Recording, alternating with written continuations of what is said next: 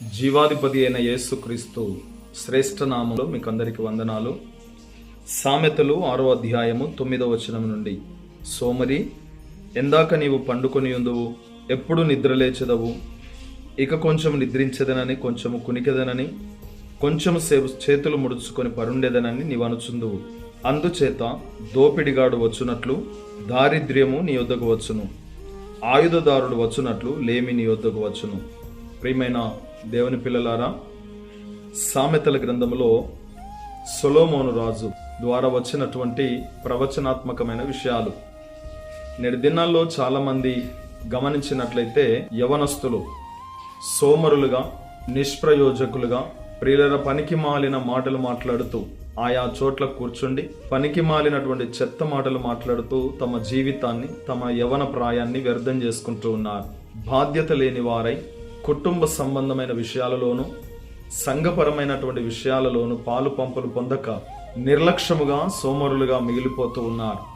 దేవుడైతే తెలియజేస్తున్నాడు, సోమరి, ఎందాక నీవు పండుకుంటావు, ఎప్పుడు నిద్రలేస్తావు, ఎప్పుడు కొంచెము నిద్రించదనని, కొంచెము కొనికదనని, కొంచెం సేపు చేతులు ముడుచుకుందునని, పరుండుదనని నీవు అనుచున్నావు అంటాడు. సోమరులకు దేవుడు తెలియజేస్తున్న విషయం 6వ వచనములో చూస్తే, సోమరి, చీమల యొద్దకు వెళ్ళుము, వాటి నడతలు కనిపెట్టి జ్ఞానము తెచ్చుకొనుము. వాటికి న్యాయాధిపతి లేకునను, పై విచారణకర్త లేకునను, అధిపతి లేకునను, అవి వేసవి కాలమందు ఆహారము సిద్ధపరచుకొనును, కోతకాలమందు ధాన్యము కూర్చుకొనును. చీమలు వాటిపైన ఏ నాయకుడు, ఏ అధికారి లేకపోయినా, ప్రియులరా, చీమలు ఒకదాని వెంట లైన్గా వెళుతూ తమకు కావలసిన ఆహారాన్ని సమకూర్చుకుంటాయి. తమకు కావలసిన ఆహారాన్ని సమృద్ధిగా తమకున్నటువంటి లోయలలో, తమకున్నటువంటి స్థానములలో వాటిని దాచుకుంటూ ఉంటాయి.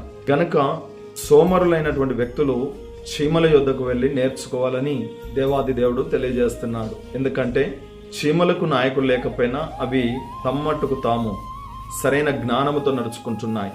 మనుషుడవైన నీవు నీ స్థితిని ఒకసారి ఆలోచన చేయి. దేవుడు లేదా కుటుంబములో నీకు ఇయ్యబడినటువంటి బాధ్యతను, పనిని నువ్వు చక్కగా నిర్వర్తిస్తున్నావా? దేవుని చిత్తాన్ని ఎరగక, దేవుని ఉద్దేశాన్ని ఎరగక ఇంకెంతకాలం జీవిస్తావు? ఎంతకాలం సోమరిగా ఉంటావు? ఎంతకాలం ప్రార్థన చేయక మానేస్తావు? ఎంతకాలం చర్చికి రాకుండా ఉంటావు? ఎంతకాలం వాక్యమును చదవక నీ ఇష్టానుసారంగా జీవిస్తావు? ఒకసారి ఆలోచన చేయి. పనికి మాలిన ఆలోచనలతో నీ జీవితాన్ని, నీ యవన ప్రాయాన్ని వృధా చేసుకోవద్దని ప్రభు పేరట మనవి చేస్తున్నాను. దేవుని మహిమ కొరకు వాడబడే గొప్ప సాధనముగా నువ్వు ఉండునట్లుగా దేవుడు తన మహిమ కొరకు నిన్ను సిద్ధపరిచి